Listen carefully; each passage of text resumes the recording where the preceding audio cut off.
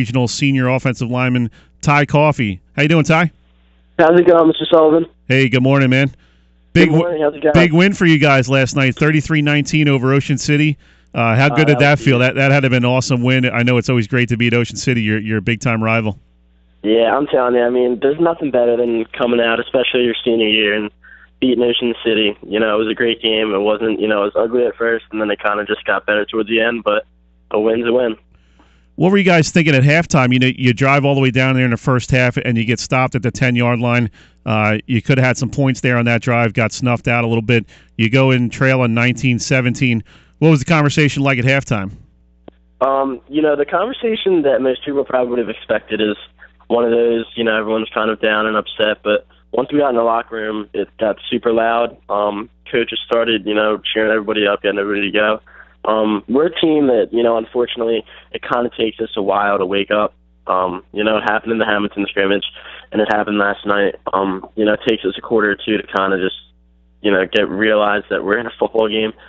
So, we knew that, second half we had to come out and work. Talk a little bit about Justin Bishop sets a Cal record for touchdown receptions in a game with 4. Sam Jackson, that's really his favorite target now. And he's really doing some big things, kind of coming into his own as a football player. I know he's a real good wrestler. I'm telling you, Justin, he might be one of the best athletes. He probably is the best athlete on our team, and he might be one of the best athletes in our grade. The kid, I don't really need to say it to even explain how fast he is, how great hands he's got. Sam was throwing some great balls last night, so we're proud of him. Now, did you see that touchdown catch down at the goal line? I know you're an offensive lineman, so you might have been in the scrum there. Did you catch a glimpse of that as it was happening? Oh, yeah. That was insane. That was absolutely insane. I'm telling you, he makes some insanely athletic plays in the game and even in practice, too. Yeah, for those who weren't there, 38-yard pass down to the goal line on the right side. He kind of outleaps the defender. As he's falling, he's still juggling the ball, kind of corrals it there right at the pylon, and that was really the touchdown that sealed it for you guys. What did that play do for you guys momentum-wise? You had them down. You were up 25-19, looking to kind of put this thing to bed, and here he comes up with his great play and puts you up 14. Putting those plays right there that kind of, seals the game away are just huge. Because even if you're only up a touchdown, still there's a lot of doubt. Anything can happen, and one play you can be tied up. Especially when the score was so weird like it was. We were only up 6 points. Scores like that and big plays like that Justin and Sam made, they do nothing but help us out and, get us a win. Yeah, you had to be impressed with Ocean City a little bit. They came in 0-2, but it had played some pretty good football. And what was it like down there in the trenches in that game? I know all you guys know each other, and there's a lot of chirping back and forth before the game. Had to have been pretty intense down there in the line of scrimmage. Yeah, it's something else. All week the coaches were telling us that there was no reason that Ocean City should have come in 2-0 this week. They played Vineland and Absegami, both teams were they're not bad at all, and they came close to both of them. So we knew that Ocean City was not bad, but at the line of scrimmage, it's crazy. You're going against kids that you know, and kids that you know from Ocean City that you didn't even know play football. So going up against these kids, it's awesome. Any kind of eye gouging going on down there after the running plays? Yeah, when the ball's loose and everyone's down, in the center, digging for the ball, there's eye gouging and everything, but it's football. Right. Talk a little bit real quick about this season. I know you guys have started out 2-1, real nice start. This is your final year of high school, and your dad Bob is the coach over there, and his last year to coach you. It's got to be kind of special going through this year, and you're going to miss that next year when you don't have that every day coming home after practice, after a game, just talking football with the old man.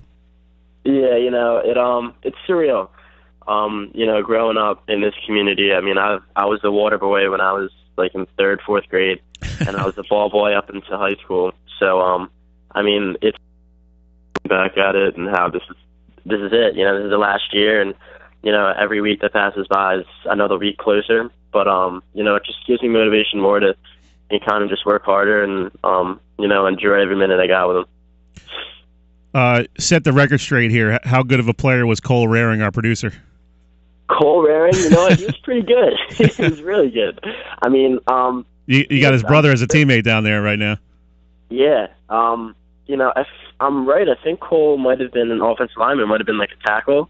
Uh-huh. So, and I know he was on one of those good teams, so I bet you know what, he was really good. And then my dad always talked about him. Yeah. What's the mood like? You guys got to be flying high. You got a bye week, and then you come out of this bye week, and you got maybe one of your toughest tests of the season against St. Augustine Prep. What are the next 2 weeks going to be like for you guys?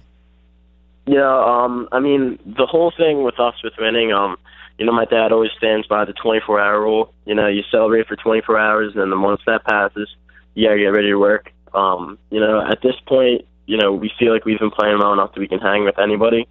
So, you know, we got to come out. We got a little bye week this week, so we're going to kind of, you know, get better with some of our injuries and get back to work and, you know, prepare really well. This bye week's going to help us out a lot, you know, gives us extra time to prepare. Is this a good time for the bye week, or would you prefer to have it, you know, mid to late October? I mean, personally, I like it, you know, right now because the toughest part of the season, in my opinion, is the first couple games because your body's not used to it. So, I mean, I wouldn't mind it. You know, maybe a couple games later, but right now it's fine, especially if we've got to play St. Augustine. That's, you know, that's our toughest game of the year. So, you know, if we have more time to prepare for them, then we'll take it. All right, good stuff, man. We're up against the break. Thanks for taking a few minutes with us. Ty Coffey, Mainland Regional Offensive Lineman, coming off a big 33-19 win over Ocean City. Congratulations on the win last night, and good luck the rest of the way, Ty. Appreciate you coming on board. All right, thanks, guys. I appreciate it. No problem. That was Ty Coffey from Mainland Regional, coming off a huge win over their arch rival Ocean City.